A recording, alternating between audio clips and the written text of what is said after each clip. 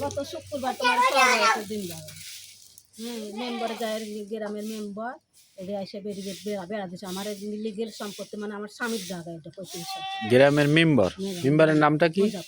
হ্যাঁ, এটা কোন ইউনিয়ন? মন্ডতোষ ইউনিয়ন, মুজাফফর মেম্বার। আপনার কত নম্বর ওয়ার্ড? 1 নম্বর ওয়ার্ড। আচ্ছা, আমরা বাধা দিচ্ছি তো বাধা শোনে নেই, বেড়া দিয়েছি তোমরা বেড়া কেমন উল্টাও পারো তো উল্টা তোমার মা চলে গেছে মাইক লিয়ে আসো গা কাক আপনিও সামনে আসেন, সমস্যা নেই। না আপনিও বলেন, আপনার কি সমস্যা, আপনি কথা বলবেন না। গাড়ি হলে বন্ধ করে দিয়েছে, গাড়ি হলে নাটের গুড়া, গাড়ি হলে শত্রু, গাড়ি বন্ধ করে পারলে। আপনার পেশায় কি?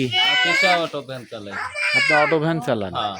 আর আপনার বংশটা কি? বংশ হলে সরকার। সরকার কি হিন্দু সম্প্রদায়? আপনারা হিন্দু সম্প্রদায়?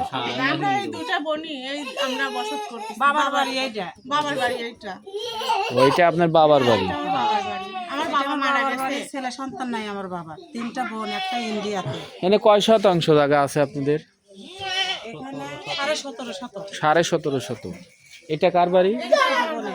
এটা আপনার? আচ্ছা, ওই যে পাশে যে জায়গাটা ওটা কার? ওটাও আপনাদের। আর এই জায়গাটা কার? এটাও আমাদের। এটা কি আপনাদের জায়গা? মানে একই প্লট এটা। তাহলে উনি যে এই জায়গা আটকালো কি কিসের জোরে আটকাইছে? যে আমি হচ্ছে এই জায়গাটা কিনে নিছি, মেম্বার বলতেছে। কার থেকে কিনছে? কিনে নিছে আমার জ্যাঠাতো ভাইয়ের কাছ থেকে। স্বাস্থ্য ভাইয়ের কাছে। রাষ্ট্র তার কাগজপাতি আছে? বলতেছে আমাদের কাছে আছে, কিন্তু তার আগে আমরা হচ্ছে এই জায়গাটা রেজিস্ট্রি করে নিছি, আমার বাবা মারা গেছে। আপনাদের কাগজপাতি আছে? আমাদের কাগজপত্র ওকে আমরা বলেছি বেড়া দেওয়ার সময় যে আপনি তো আমরা কাগজটা দেখেন, আপনারা আমাদের কাগজ দেখেন। দেখার পর গ্রামের আমার হলো সাবেক চেয়ারম্যান রশিদ, ওই গজল মারা তার বাড়ি, উনিও এসে বলেছে ইনাদের গরিব অসহায়, আপনি রাস্তা দেন, ভ্যান চলে সারাদিন, দিন মজুরি এক কথা না, তবুও রাস্তা দেয়নি মেম্বার। আচ্ছা, জায়গা যদি আপনাদের হয় হ্যাঁ, তাহলে মেম্বার আটকানো তো কোনো ই রাখে না মেম্বার নাকি? স্বাস্থ্য ভাইয়ের কাছে কিনে নিছে বলতেছে। তাই এই জায়গা কি আপনি চাতো তো ভাই? না, স্বাস্থ্য ভাইয়ের না, আমার আব্বা আর ওই স্বাস্থ্য ভাইয়ের বাপ, এরা 2 ভাই ছিল, কিন্তু আমার বাপের জ্যাঠার 2টা বাড়ি।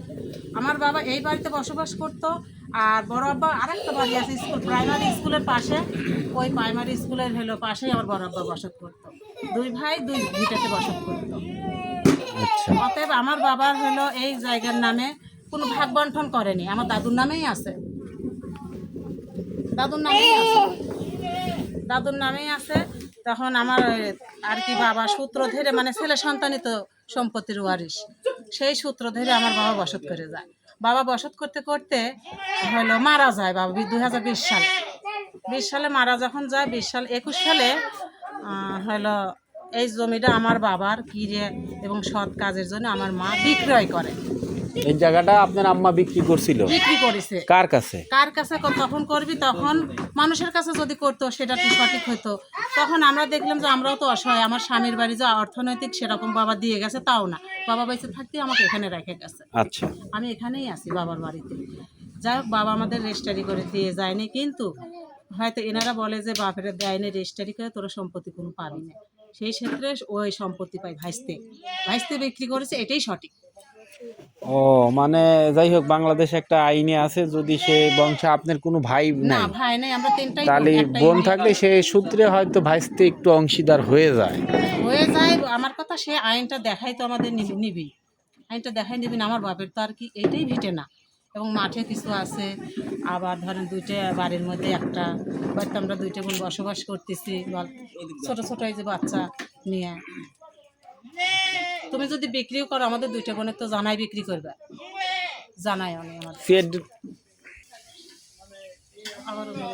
নাই যে কথা আপনার কোন সূত্রে পায় এই বাঁচতে গেল? যে সূত্র মানে এটাকে সূত্র দেখায় নাই ভাই, যে আমি এই সূত্রে, কিন্তু আমরা কোর্ট আদালত এখনো পাবনাতে যায় আমরা অনেক দেখেছি, ভাইওকে সাথে করে নিয়ে দেখেছি যে তো ভাই তুমি যদি ফারাজে হিন্দু মতে যদি পায়া থাকো আমরা দিতে বাধ্য।